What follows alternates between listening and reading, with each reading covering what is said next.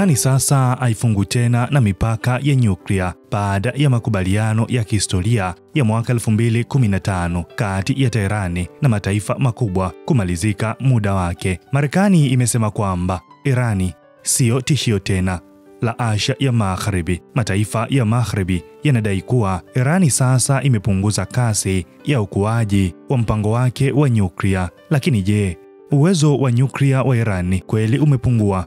Uamuzi wa Irani wa kutoendelea kufuata makubaliano ya mwaka 2015 uathiri vipi Magharibi na dunia kwa ujumla? Hebu tuchambue.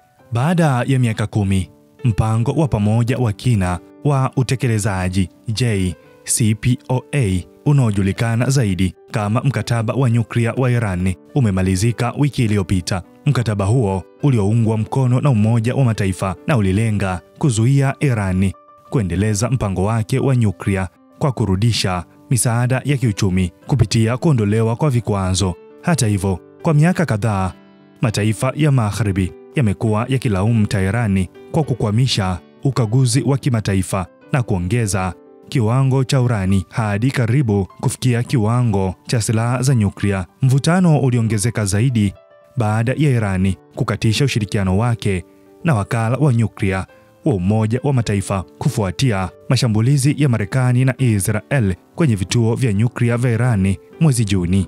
Rais wa Marekani Donald Trump alisifu operesheni hiyo iliyopewa jina la Operation Midnight Hammer kama moja ya operesheni za kijeshi nzuri zaidi kuwahi kufanywa na Marekani. Trump alidai kwamba Marekani ilikuwa imetumia ndege 30 za asili aina ya B2 pamoja na makombora ya Tomahawk kushambulia vituo muhimu vya nyuklia vya Irani ikiwemo Fordow na Natanz. Lakini kiongozi mkuu wa Irani Ayatollah Ali Khamenei alimkejeli Trump akisema, Marekani inaendelea kuota tu.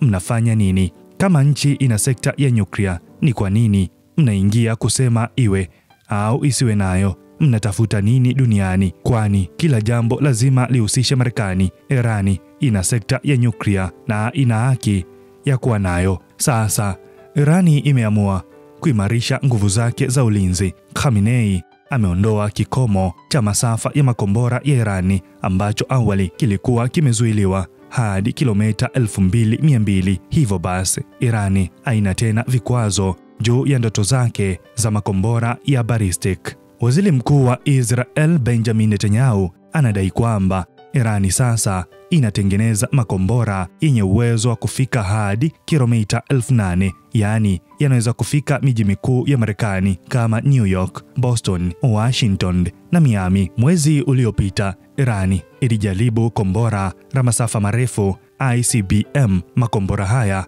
yamejengwa kwa kutumia teknolojia ya kurusha vyombo angani, Space Launch.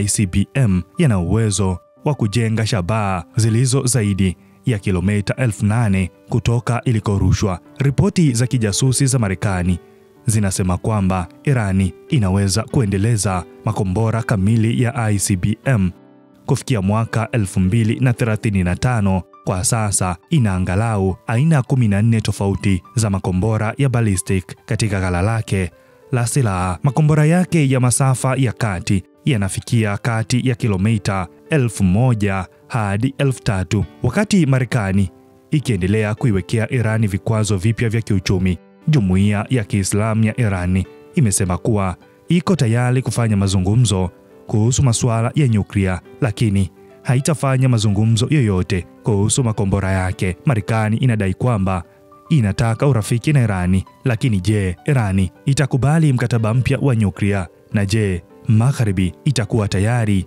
kushirikiana na adui mkubwa wa Israel? Hii ni BMTV Tanzania. Mimi ni Baraka Peter.